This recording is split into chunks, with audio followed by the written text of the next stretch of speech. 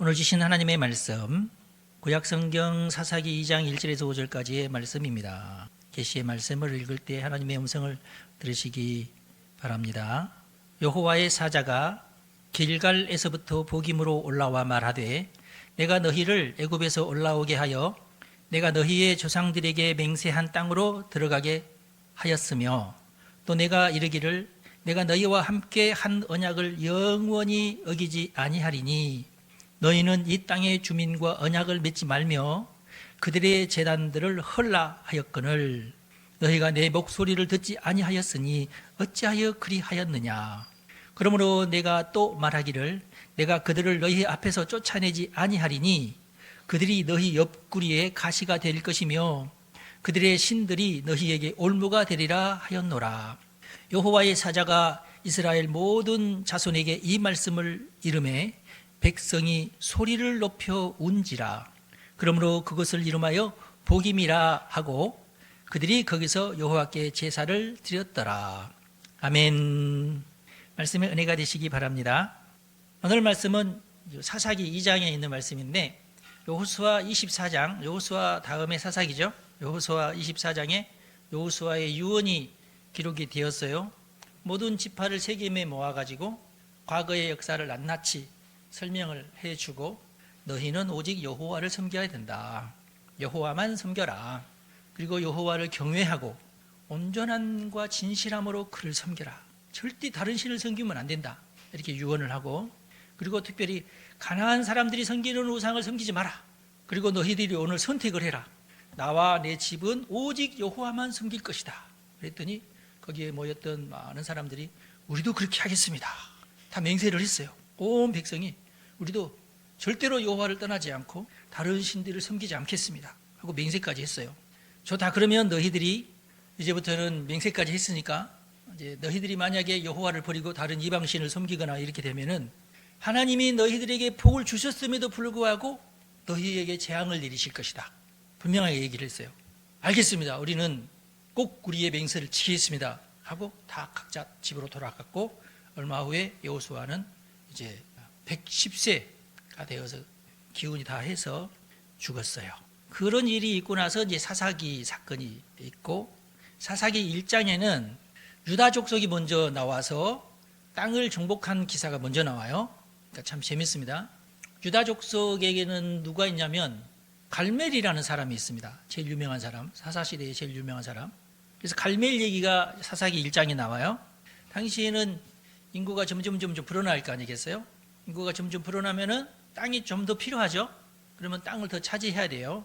이스라엘 사람들도 어쩔 수 없이 모여 살긴 사는데 땅이 좀 더 필요하구나 보니까 저 남쪽 땅이 참 아름다워 보이는데 그럼 그쪽에서 살고 있는 사람들을 내쫓아야 되거든요. 자, 누가 가서 저 땅을 차지할 거냐? 그리고 그 땅에서 살아라. 그리고 좀 더 이제 힘을 보태주기 위해서 저 땅을 차지한 사람에게는 내 딸 악사를 내가 주겠다. 그렇게 했어요. 악사가 예뻤나 봐요. 이름은 별로 안 예쁜데, 예. 그러자 갈멜의 동생의 아들이 내가 가겠습니다 하고 손을 들었어요. 그동안 내가 악사를 사랑하고 있었는데, 몰래 사랑하고 있었는데, 내가 이참에 가서 저들을 물리치고 악사랑 결혼해야 되겠다. 굉장히 재밌는 전략이죠. 그 사람이 온니엘입니다. 온니엘이라는 청년이 담대하게 나섰어요. 미인은 쟁취하는 겁니다, 여러분. 그래가지고 온니엘이 나중에 제1대 사사가 됩니다. 첫 번째 사사가 돼요, 사실은. 근데 이 악사도 좀 영악해가지고 아버지, 저를 저 남쪽으로 버리시면은 그 남쪽은 물이 좀 없는데 샘물은 다 나한테 주세요. 그렇게 가지고 아버지가 차지한 샘물들을 다 가져갑니다. 영리한 딸이죠. 그러나 다른 지파들은 여전히 골짜기에 있거나 어떤 산 위에 있는 족속들을 쫓아내지 못했어요. 그러니까 여호수아 때는 대부분 왕국을 이루면서 왕이 있거나 그런 족속들은 다 싸워서 이겼습니다. 그런데 마을 단위로 조금씩 있는 사람들, 그러니까 전쟁할 만한 그런 능력이 없는 그런 마을들은 여전히 쫓아내지 않고 남아 있었어요. 그러면은 이스라엘 사람들이 숫자가 늘어나면서 저 땅도 우리가 필요한데 하면서 가가지고 쫓아내야 되잖아요. 네, 그렇게 해야 되는데 사실은 전쟁을 하면서 쫓아내야 되는데 그래야지 확실하게 이제 쫓아내지는데 전쟁하게 되면은 왠지 우리 편도 좀 사람이 죽을 수 있고 그러니까 그 점이 염려가 되니까 그러면은 우리 이 사람들을 쫓아내지 말고 이 사람들을 우리가 뭐랄까 공물을 받든지 부역을 시키든지 그러자. 그렇게 된 거예요. 그래서 너희들은 그럼 물기로 와. 항상 우리들한테 물 갖다 바쳐라. 뭐 이런 식으로 노역군으로 삼고 그러다 보니까 심지어 어떤 일까지 생겼냐면 통혼하는 사례까지 생겼어요. 자, 이방 여자가 며느리로 들어오면은 이건 조금 힘든 일이죠. 룩 같은 며느리가 들어와야 되는데 안 그러면은 골치 아프단 말이에요. 자, 그러자 우리 하나님께서 이것 때문에 기분이 몹시 상하셨습니다. 그러지 말라고 분명히 얘기했고 그리고 여호수아하고도 그렇게 명세까지 하면서 우리는 여호와만 섬기겠다고 그렇게 했음에도 불구하고 그리고 결국은 너희들이 그 땅을 다 차지해야 된다. 다 몰아내라. 그렇게 했는데도 불구하고 그렇게 하지 않았으니까 여호수아가 죽고 여호수아를 섬기던 장로들도 다 죽을 때쯤 되니까 이제 그게 더 심해졌어요. 더 이상 어떤 정신적인 리더가 없다 보니까 그리고 하나님의 말씀을 기억하고 그것을 자녀들에게 전달하는 사람들도 점점 줄어들게 돼요. 100% 그랬다는 얘기가 아니라 하나님의 말씀을 잘 모르고 우상을 섬기지 말아야 되겠다고 하는 계명도 잘 모르는 그런 가정들이 하나둘 늘어나기 시작했다 그 말이에요. 이제 결국은 이게 이제 심각한 영적인 타락으로 이어지게 되는데요. 하나둘 몰래 가나안 우상을 섬기기도 하고 그러다가 점점 이것이 이제 물들어가게 되는 거죠. 그래서 하나님께서는 할 수 없이 여호수아와 약속한 뒤로 그들에게 벌을 내리게 되십니다. 그러면은 주변에 있는 사람들에게 오히려 핍박을 받게 되는 그런 상황이 발생을 하게 되죠. 그럼 백성들이 부르짖어요. 아유, 우리가 못 살겠습니다. 우리가 저놈들 나쁜 놈들이 우리한테 공물을 내라고 그러고 우리를 괴롭히고 그렇게 한 30년 40년 괴롭힘을 당하다가 이제 더 이상 이 괴롭힘이 견디지 못하면 막 부르짖어 하나님 우리를 도와주세요. 그러면 그때 하나님께서 사사를 보내줍니다. 그럼 사사가 일어나서 하나님의 능력으로 전쟁을 하면서 그들을 몰아내고 사사가 살아있는 동안은 또 평안해요. 한 몇십 년 또 평안한데 그 사사가 죽잖아요. 그럼 또 시들 하면서 또 신앙적으로 또 이렇게 약해지고 하다가 그러면 또 하나님 또 화가 나셔가지고 또 재앙을 내리시고 약속한 재앙입니다. 재앙을 내리시고 그럼 또 그 재앙 때문에 또 한 30년 40년 고통받다가 더 이상 못 참고 이제 또 부르짖어 하나님 우리를 살려주십시오. 그러면은 알았다 그러면 또 사사를 보내주고 그렇게 빙글빙글 돌아가는 역사가 사사기입니다. 오늘 우리가 사사기 2장을 읽었는데요. 오늘 본문 말씀에서는 여호와의 사자가 길갈에서부터 시작해서 보기메까지 이르렀다. 길갈은 어디냐면은 요단강을 건너고 나서 첫 번째 정착한 곳이 길갈입니다. 요단강을 건널 때 각 지파가 돌멩이 하나씩을 요단강에서 끌고 와라. 많은 돌멩이를 끌고 옵니다. 지파장이 이제 가지고 와가지고 그걸로 길갈에서 탑을 쌓아요. 길갈은 영적으로 매우 의미심장한 곳인데요. 길갈의 뜻이 이스라엘에서 애굽의 수치가 굴러갔다라는 뜻이 그 속에 들어있어요. 그러니까 우리가 수치스럽게 애굽에서 종살이 했는데 이제는 요단강을 건너고 원래 우리 조상들의 땅에 돌아왔으니까 이제 우리의 수치는 이제 사라졌다. 그런 뜻이에요. 길갈.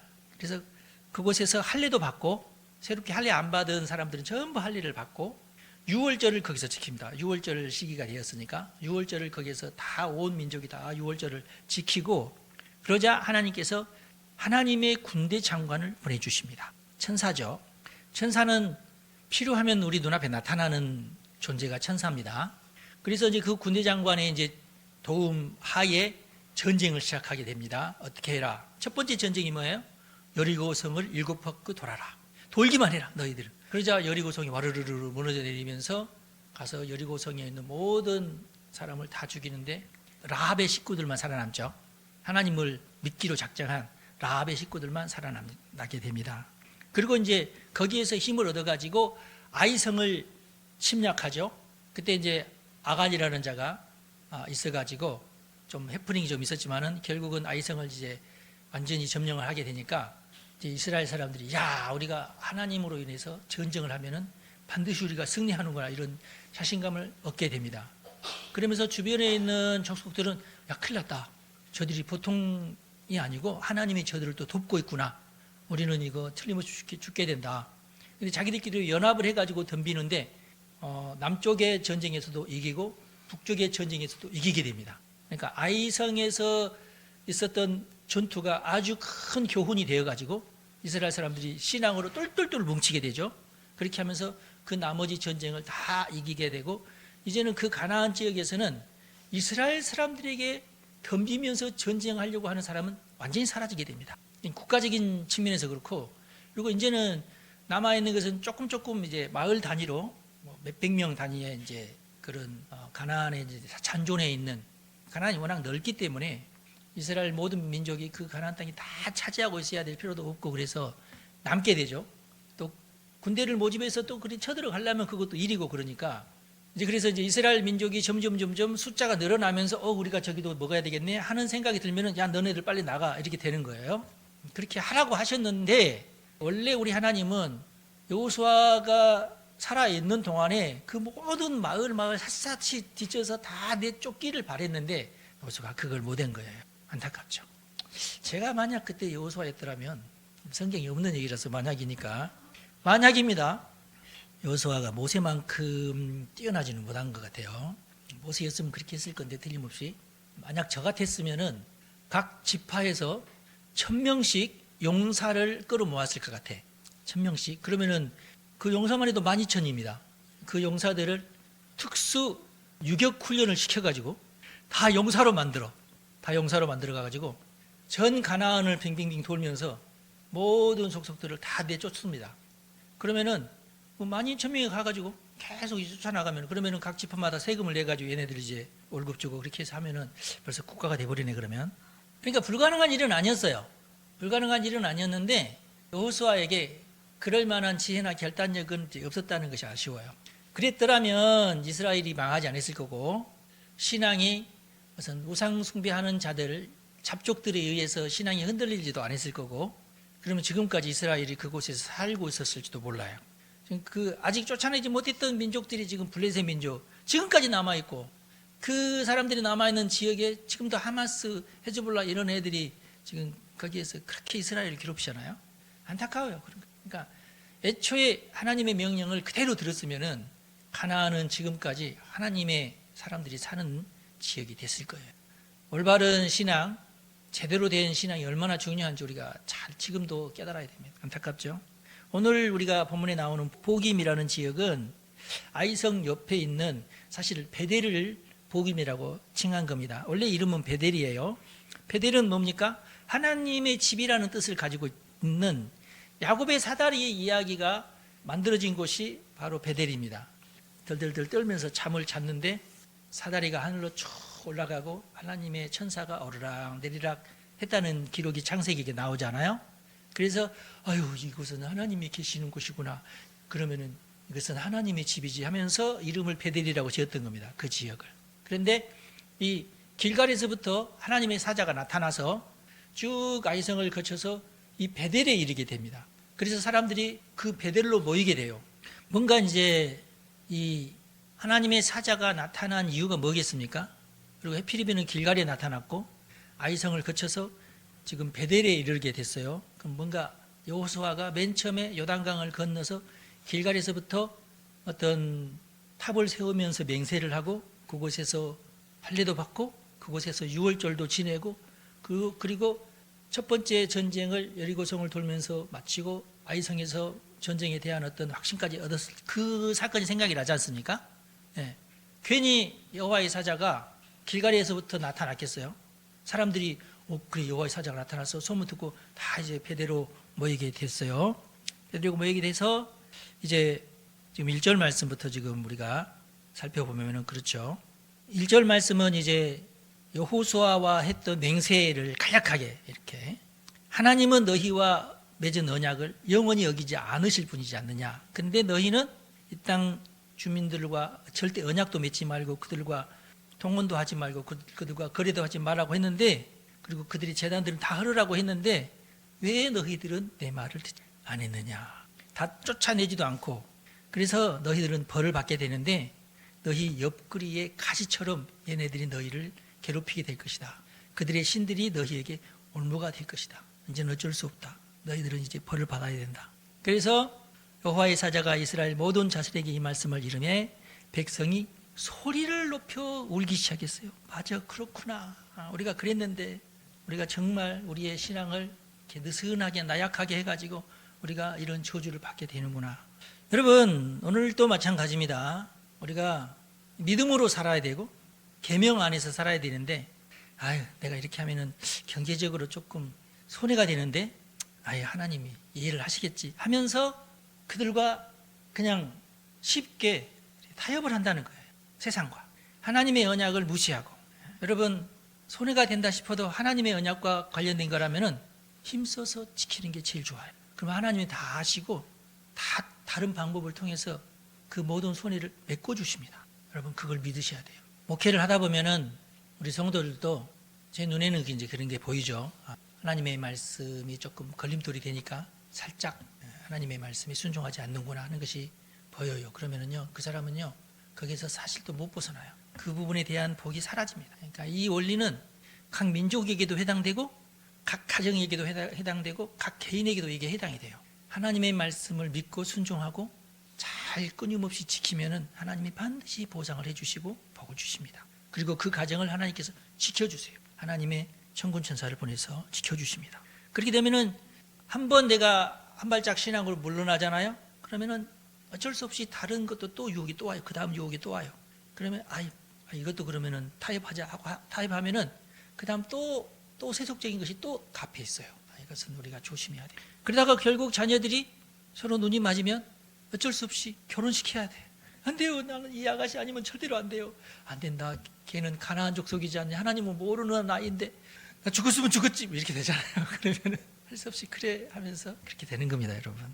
그러면은 이제 신앙 교육 이런 거 잊어버리게 되고 오랜 세월이 흐르는 동안 자연스럽게 세속화가 되는 거죠. 그래서 3절에 있는 말씀, 그러므로 내가 또 너희에게 말하기를 내가 그들을 너희 앞에서 쫓아내지 아니하리니 그들이 너희 옆구리에 가시가 될 것이며 그들의 신들이 너희에게 올무가 되리라 그랬어요. 이제 어쩔 수 없이 너희들이 그럴 수밖에 없다. 믿음이 약한 성도들은요, 지금도 마찬가지예요. 하루는 하나님의 말씀에 순종을 하고 그 다음 날에는 무당에게 가고 그래요. 간혹가다 그런 사람 봐요. 저는 교회 권사님인데 핵심적인 문제는 또 무당한테 가. 기도도 열심히 하는데 담임 목사 몰래, 다른 동료 권사님들 몰래 가요, 무당한테. 다행스러운 것은 여호와의 사자가 이스라엘에게 이런 얘기를 하니까 백성들이 소리를 높여서 울었어요. 회개했다 그 말이에요. 맞아, 하나님의 사자 말이 다 맞다. 우리가 지금 그런 잘못을 저질러서 이런 고단한 삶이 우리에게 찾아왔구나. 이건 하나님을 저버리는 형벌이구나. 인정할 수밖에 없어. 그렇게 그 여호수아 앞에서 다 그렇게 맹세를 했잖아. 그렇게 하기로. 복도 하나님이 주시고요, 벌도 하나님이 주십니다. 어쩔 수 없어요. 그래서 소리 높여 울게 되었습니다. 흔히 이제 우리가 구약 성경에 전쟁이 잔인하다고 이렇게 말하는 신학자들도 있고 그러는데 잘 모르는 소리입니다, 여러분. 악에는요, 강하게 대처해야 악이 사라집니다. 악과 타협하는 것은 미련한 짓이에요. 여러분들이 가나안 원주민이 얼마나 악하게 살아왔는지 제가 오늘 시간이 없어서 다 마음 못해서 그렇죠. 정말 악하게 살았어요. 그래서 하나님께서 이스라엘 민족이 애굽에 있는 동안 가나안을 방치해 두셨고 그들의 약이 다 차니까 이스라엘을 출애굽시켜서 저들을 멸망시키고 다 죽이라고 한 이유가 거기 있어요. 그만큼 가나안 땅이 살기 좋은데 그 살기 좋은 땅에서 너무 악하게 살았어요, 가나안 족속들이. 그래서 그런 겁니다. 하나님은 이스라엘에게만 그런 게 아니라 모든 민족에게, 악한 민족은 전쟁을 통해서 심판하시는 분인 것을 믿으시기 바랍니다. 지금도 그래요. 전쟁은 하나님의 심판인 것을 절대 잊어서는 안 됩니다. 지금도 중동 지역에 아주 오래도록 해적질했던 놈들이 있었거든요. 후티 반란군, 예멘의 반란군이죠. 얘네들이 끄떡하면은 그 노략질을 하고 깡패짓을 했어요. 그 아덴만이나 그 홍해 그쪽에서. 얼마 전에 3월 4일 날 이놈들이 겁대가리 없이 미국 그 선박을 공격하고 이스라엘 선박을 공격했어요. 그래서 트럼프 대통령이 이런들 봐라 하면서 야, 다 없애버려. 그래서 지금 전쟁하고 있는 겁니다, 미국이. 하나님의 기대와 달리 안타깝게 이스라엘 대부분의 사람들이 갈렙처럼 강인한 신앙인이 아니었던 거예요. 그럼에도 불구하고 하여튼 이스라엘 백성들이 일단 눈물을 흘리면서 회개하니까 하나님의 마음이 이제 누그러지면서 또 그들이 그곳에서 제사가 뭐예요? 그럼 이제 회개하는 이제 속죄 제사죠. 속죄 제사를 베델에서 드리게 됩니다. 그러면서 다시금 새롭게 살겠다고 다짐을 하는데, 그러니까 이런 모습은 우리 성도들의 보편적인 모습이에요. 죄를 저질렀으면 회개하고 다시는 죄를 안 짓겠다고 맹세를 하고 그 죄를 안 지어야 됩니다. 다시 지으면은요 똑같이 반복이 되는 거예요. 하나님의 어떤 그 심판도 반복이 되는 겁니다. 우리 성도들도 요즘에도 마찬가지예요. 내가 지은 죄를 계속 반복하고 있다 그러면은요 거기서 내가 떠나지 않는 이상은 나에게 임한 저주가 사라지지도 않아요. 절대로 그런 것은 여러분 기대하지 마십시오. 헌금 많이 하니까 좀 봐주겠지. 아니요, 절대 그렇지 않아요. 하나님의 심판은 그렇습니다. 정확해요. 각 개인에게, 각 가정에게 정확하다. 그리고 우리는 얼마나 좋은 세상에 살고 있는데 예수님의 십자가의 보혈로 무슨 양을 드리거나 그러지 않고 정말로 깔끔하게 우리가 다시 새로 태어날 수 있고 중생할 수 있고 하나님의 말씀으로 교회를 통하여서 구원까지 받을 수 있고 얼마나 좋은 길을 하나님께서 열어놓으셨어요. 단시간 내에 벗어날 수 있어요. 그러니까 여러분 진정한 신앙의 세계를 갈망을 하시고 내가 그렇게 해서 내가 이 저주를 벗고 나는 복을 받아야 되겠다 다짐하시기를 바랍니다. 물론 이제 한국에서 진정한 신앙을 고수하기가 현실적으로 쉽지는 않아요. 제가 그것을 모르는 바는 아닙니다. 제가 신앙생활을 처음에 시작할 때도 쉽지는 않았어요. 유교 전통, 무속 전통이 우리나라에는 너무 심했기 때문에 이런 것들이 방해를 했죠. 가나안 땅에 있던 가나안 족속들만 그런 것이 아니라 우리 한국인은 아예 기본적으로 무속신앙이 장착되어 있고 유교적인 어떤 조상 숭배 신앙이 장착이 되어 있잖아요. 아직도 거기서 벗어나지 못하고 있죠. 그래서 기독교가 전해지는 초기에는 이런 복음 전파의 가장 큰 걸림돌이 유교적인 전통이었고 심지어는 그것 때문에 수많은 캐톨릭 성도들이 죽임을 당하고 그랬죠. 죽임을 당하지 않으면 이제 아무래도 이제 좀 양반들이나 이런 사람들은 유배를 보냈죠.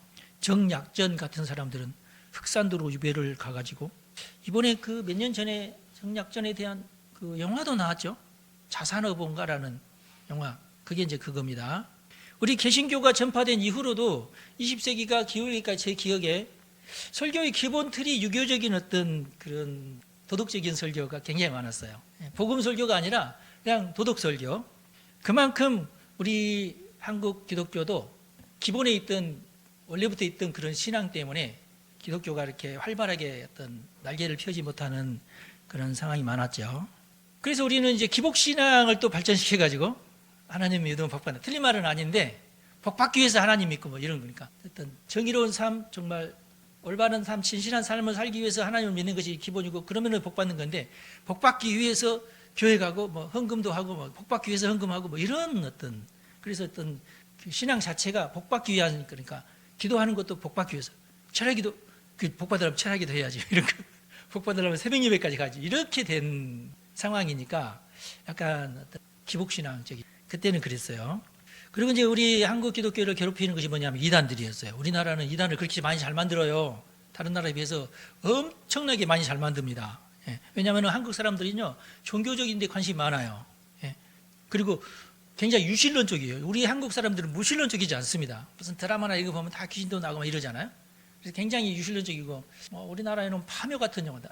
일부러 저는 그것은 안 봤습니다만은 굉장히 그 어떤 귀신과 관련된 이야기들을 좋아하고 물론 일본은 더 지독스럽습니다만은 우리나라도 일본은 굉장히 좀 조악한데 우리나라는 굉장히 그 영적으로 그것을 만들어내죠. 영화 같은 거 이런 것들 영적인 어떤 영화 같은 것. 원래 어떤 명철한 민족이다 보니까 아마 그렇지 않았나 하는 생각은 저는 해요. 그리고 이제 각종 세계관을 만들어내고 자기들끼리 막 만들어내고 조금 보니까 분위기를 보니까 우리가 지금 비판받고 있네 그러면 빨리 그 세계관을 고쳐가지고 새롭게 막 만들어서 새로운 계시가 내려왔습니다 하면서 이렇게 그 이만희 이단이 그런 굉장히 능가합니다. 무슨 어떤 공격을 받잖아요. 그러면 막 머리를 짜가지고 새로운 계시가 나왔는데 이러이러하답니다. 그러면 그랬구나 하면서 새롭게 막 깨닫고 좋아하고 막 그래요. 거짓말에 능합니다. 굉장히 능해요. 그러면은 사람들은 다 거기에 또 넘어가요. 또 가고 좋아하고 또 맞아 그랬구나 우리가 최고다 막 이러면서 20세기 후반에 들어서면서는 이제 좌파 신학이 교회로 막 들어오기 시작을 했는데 온갖 신학적인 이론들이 신학교에서 막 이렇게 중구난방식으로 막 전해지기 시작하고 이제 아는 체 하고 싶은 신학생들이 그 가운데 몇 명 있어가지고 추종자도 생기고 막 그랬어요. 제가 볼 때 그랬어요. 신학교에서 이상한 신학을 막 전파하면은 조금 원래 멍청했는데 아는 체 하고 싶은 신학생들도 많잖아요. 그러면 거기에 막 빠져가지고 막 그쪽으로 막 뛰쳐가고 막 그래요. 21세기 들어와서는 2008년 이후로 북한의 남한 죽이기 어떤 전략이 막 이렇게 실행되면서 그때 또 이제 외국에서 좌파 신학에 물들은 그 목사들이 또 많이 들어왔거든요. 우리나라 교회가 그래요. 그냥 우리나라에서 신학교 나오면 별로 안 알아주고 일단 우리나라에서 신학교 나온 다음에 외국에 가서 한 3, 4년 또 외국에서 신학을 하고 유학 가는 데 드는 비용이 몇 억이거든요. 그럼 그 집안이 잘 살아야 되잖아요. 빚을 내든지 하여튼 그렇게 해가지고 외국 가가지고 외국 신학을 하고 들어오지 않습니까? 그러면은 이력서에 어디 프린스턴 신학교 졸업 논문은 뭐 이렇게 싹 이력서를 내면은 그러면은 이제 교수님의 추천을 받을 수가 있어요. 교수가 되려면 무조건 외국 갔다 와야 되잖아요. 그럼 외국 갔다 오면 교수님 목요일 제가 갔다 왔습니다. 그러면 그래? 그러면은 무슨 굵직굵직한 교회에서 어떤 담임 목사님 구합니다. 나이 드신 목사님이 이제 은퇴하셔야 됩니다. 교수님이 다 추천을 해줘요. 너도 받는. 그러면은 결국은 저처럼 국내 출신 목사는 이력서를 못 내고 외국에서 그래서 이렇게 대학교에 가서 박사학위 코스라도 밟고 이런 사람들은 추천이 됩니다. 근데 대부분 또 좌파 신학을 또 배웠을 거 아니겠어요? 그러니까 안 배우면 또 졸업을 안 시켜주니까. 그래서 굵직굵직한 교회들이요. 좌파 신학에 물든 교수 추천 받은 목사들이 다 들어가요. 자리를 차지하게 됩니다. 그러면서 이제 교회가 분란에 휩싸이게 되고 막 그랬거든요. 그리고 이제 그런 교회들을 이제 간첩 막 공격을 하면서 교회가 혼란을 겪으면서 휘청거리기 시작했죠. 그 20세기 후반에는 사실은 그 좌파 신학 또는 주체 사상 이런 것들을 민주화로 착각한 목사들이 굉장히 많았어요. 목사들 중에서도. 제가 여러분들이 많은 사람들이 아니 저 목사님은 왜 저래요? 이렇게 물어보면 어쩔 수 없이 제가 이제 이런 설명을 해드려야 돼. 주체 사상인데 민주화로 착각을 해요. 안타깝죠? 지금 현재 50대, 60대 목사가 대부분 그런 기류에 휘말리고 그랬던 겁니다. 그러면서 한국 교회가 그동안 성령 운동이 잘 이렇게 발달했는데 점점 성령 운동이 메말라가기 시작을 했어요. 우리 한국 교회는요 초창기부터 성령 운동이 일어나서 발전을 했거든요. 폭발적으로 한국 교회가 성장한 이유는 성령 운동입니다. 원주에서부터 성령 운동이 시작됐고요. 이게요 놀랍게 강원도 원주인데요. 전라도 목포에서 이 성령 운동이 팡 하고 터졌어요. 놀랍죠? 그래서 목포가요 지금도요 기독교인 그 비율이 굉장히 세요. 몰랐죠? 제가 목포 출신에 제가 잘 알잖아요. 그 성령 운동이 서울에 잠깐 불 붙었는데 그 불이 바로 평양으로 가서 더 크게 터집니다. 그래서 평양 대부흥 운동만 사람들이 알려져 있는데 원래는 원주에서 목포로 왔다가 서울을 거쳐서 평양까지 갔다. 목포를 거치는 바람에 그 지역 이제 여수나 순천, 광주 이런 데서 이제 옮겨 붙었던 거고 목포가 붙어가지고 신안에 있는 모든 섬들이 다 예수 믿는 섬들이 되고 그랬어요. 그래서 전라도에 예수를 잘 믿는 사람들이 많습니다. 지금도. 그게 이제 팡 하고 제일 많이 터진 데가 평양이에요. 원래 그래서 우리 한국은 성령 운동으로 말미암아서 부흥한 교회가 한국 교회다. 할렐루야. 이게 계속 이제 불 붙으면서 엑스폴로 74년도에 여의도에서 더 크게 터지고 거기에 힘입어서 여의도 수목교회가 크게 되고 그랬어요. 1970년대부터는 오순절 운동이 또 갑자기 막 일어나면서 오순절 운동도 성령 운동인데 조금 더 센 성령 운동이에요. 좀 이렇게 좀 우리 장로교인들이 볼 때는 조금 이상할 정도로 막 방언도 하고 그런 성령 운동은 오순절 운동입니다.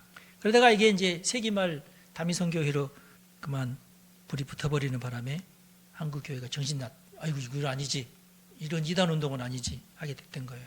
어찌 보면 우리 한국 개신교는 가나안으로 진격한 이스라엘 백성과는 비교도 할 수 없는 복잡한 어떤 힘겨운 상황에서 복음의 꽃을 피운 경우라고 할 수 있는데요.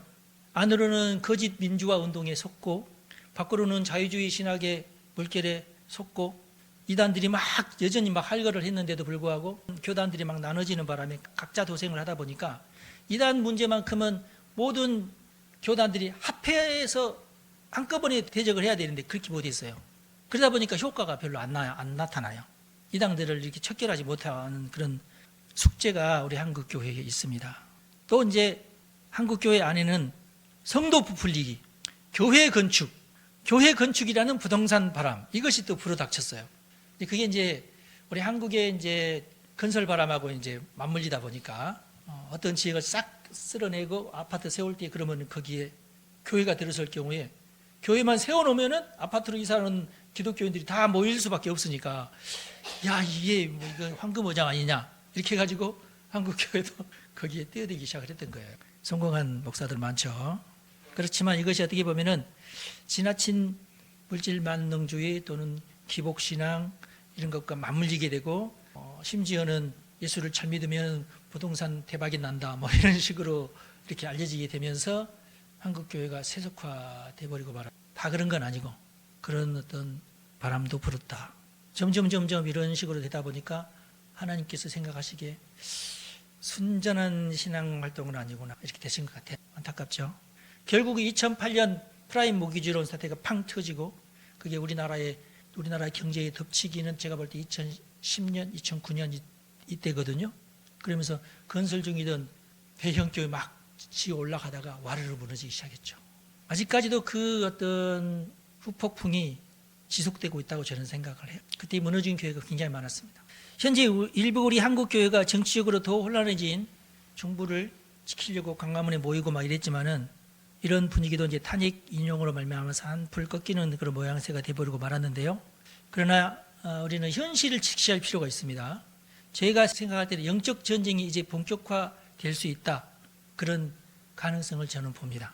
영적으로 깨어나야 돼요. 한국 교회. 그동안 너무 혼란스러웠잖아요. 물론 많은 어떤 제가 아까 논의 간략하게 설명드린 어떤 많은 한국 교회를 괴롭히는 많은 요인들도 있었지만은 우리 한국 교회가 잘못한 것도 상당히 많고 그래서 이제는 정말 제대로 된 어떤 신앙 운동을 해야 될 때가 되지 않았나. 드디어 이제 많은 시민들이 좌파의 정체를 알게 되었고 계속해서 민주화 세력에 가스라이팅 당한 그런 사람들이 깨어나는 그런 시기가 되었지 않았나 싶어요. 그래서 저는 볼 때에 이제 뭐 50대, 60대들이 영원히 이 나라를 장악하지는 않을 거 아니에요. 그렇죠? 물러나게 됩니다. 다 은퇴를 해야 되고 70이 넘었는데도 방송국에 있을 수는 없잖아요. 그렇잖아요. 한 10년, 빠르면 한 2, 3년 안에 판이 뒤집어질 수도 있고요. 이번에 만약에 선거에서 제대로 된 인사가 딱 당선만 돼도 무너집니다. 이건. 제가 볼 때 민주당이 저렇게 막 발악을 하는 것은 그만큼 자기들이 지금 현재 위험을 느끼고 있기 때문이라고 저는 봐요. 오죽했으면은 잘하고 있는 대통령까지로 막 끌어내리고 모두 장관들 다 타르시고 그런 이유가 일단 자기들이 하는 것이 잘 안 먹혀 들어가니까 이거라도 해야 되겠다 하면서 극약 처방을 하지 않았나 싶어요. 저 정도까지 하는 것은 제가 볼 때 이건 해도 너무했다. 과거에는 이 정도까지는 아니었는데 이 정도까지 할 정도면은 너희들이 지금 급해도 너무 급했구나 이런 느낌이에요. 만약에 이번에 민주당이 대권을 지지 못하면은 망할 수 있어요. 국민의힘 이미 망했지만 옛날에 사실 망했잖아요. 국민의힘은 유승민이 옥새를 가지고 튈 때부터 망했잖아요. 제가 볼 때 이미 그때 망했는데 겨우겨우 윤석열 때문에 이렇게 좀 그 명맥만 유지하고 있는 정당이 국민의힘 아니에요. 솔직히는 안타깝죠. 근데 제가 볼 때는 민주당도 삐끗하면은 망하고 국민의힘은 이미 망했고 새로운 정치판이 이제 형성될 때가 되지 않았나. 20, 30대가 일어나고 있는데 40대가 일어나야 될 때잖아요. 20, 30대는 너무 젊잖아요. 지금 40대까지 정신을 차려야 될 때가 됐어요. 그때가 언제일지는 잘 모르겠는데 지금 우리는 울면서 제사를 드려야 될 때가 바로 이때다. 우리가 회개해야 됩니다. 한국교회가 그동안에 제대로 된 회개를 하지 못한 한국교회 이제는 좀 제대로 회개해야 돼요. 정화 작업이 일어나야 됩니다. 세마포를 빨 때가 되었습니다. 더 정직해야 됩니다. 더 현실적이어야 되고 기복신앙은 다 버리고 기복신앙 때문에 우리가 복받는 거 아니에요. 그렇죠? 네. 우리가 하나님의 정의를 세울 때 복받는 거예요. 우리가 하나님의 신앙 안에 옆에 있는 우상숭배나 무당들이나 이런 사람들한테 이단들한테 막 현혹받고 그래가지고는 복 못 받아요. 정확하게 하나님의 말씀으로 제대로 된 신앙인으로 딱 설 때 그때부터 복이 시작되는 겁니다. 정확합니다. 이거. 하나님은 복을 주시는 분이신데 기복신앙 가지고는 안 된다. 그런 걸로 현혹하는 목사들은 사라져야 된다. 더 현실적이어야 되고 더 성경적이어야 되고요. 더 성령으로 충만해야 되고요. 더 많이 진리에 대한 어떤 사랑이 뜨거워야 돼요. 여러분 진리를 위해서 희생해야 돼요. 네, 진리는 그냥 내가 얻어지는 거 아니에요. 제가 볼 때는 그래요. 제 경험은 그래요. 진리가 내 손에 들어오기는 쉽지 않아요. 일단은 모든 거짓말들이 내 눈앞에 막 이렇게 막 광고하듯이 거짓말들은 나한테 있어요. 이것을 물리쳐야 되고요. 진리를 얻기 위해서는 정말 내가 땅을 파야 돼요. 책을 읽어야 되고 진리를 알려면은요 캐내야 됩니다. 수고해야 돼요. 마찬가지입니다. 왜냐하면 거짓말들이 산같이 있기 때문에 이 거짓말들을 해치고 진리를 찾아내야 돼요. 열심히 신앙생활 합시다. 열심히 신앙생활을 합시다. 더 적극적으로 예배에 참여하시고 틈만 나면 진리의 말씀에 창념을 하시고 기도하고 예수의 보혈을 의지해서 모든 죄에서 벗어나시고 삶의 태도를 건강하게 바꾸고 나라를 사랑하고 민족을 사랑하고 중보기도 하고 복음을 전파하고 헌신하면 복 받습니다. 할렐루야. 그 길밖에는 없다. 하나님은 사랑이 많으시니 우리를 도우실 줄로 믿습니다. 기도하겠습니다. 하나님, 한국교회가 모든 율법주의를 벗고 독수리가 날아오르는 것처럼 날아오르게 하여 주옵소서. 오늘 우리 한국교회는 위기 앞에 서 있습니다. 우리는 눈물로 회개하고 모든 더러운 것과 위선과 무지와 우상숭배와 율법주의를 버리게 하여 주옵소서. 자녀들에게 참된 진리의 말씀을 가르치고 우리 스스로 진리 가운데 하나님의 사람으로 살아가고 하나님의 도우심을 소망하며 건강한 그리스도인으로 살게 하옵소서. 우리를 사랑하시며 우리를 안전하게 지키시며 경건한 자들에게 복을 주시는 하나님을 우리는 믿습니다. 아버지, 교회를 위해 헌신하는 우리 성도들을 축복하오니 저들의 기도에 복된 말씀으로 응답해 주시고 또 나라를 위해 기도하는 모든 기도에 은총으로 응답해 주옵소서. 이 나라와 민족을 사랑하시는 하나님, 마침내 복음 통일을 이루게 하여 주시고 특별히 곧 있을 대통령 선거에 하나님의 사람을 보내주시옵소서. 예수님의 이름으로 기도합니다. 아멘. 여러분 축복합니다.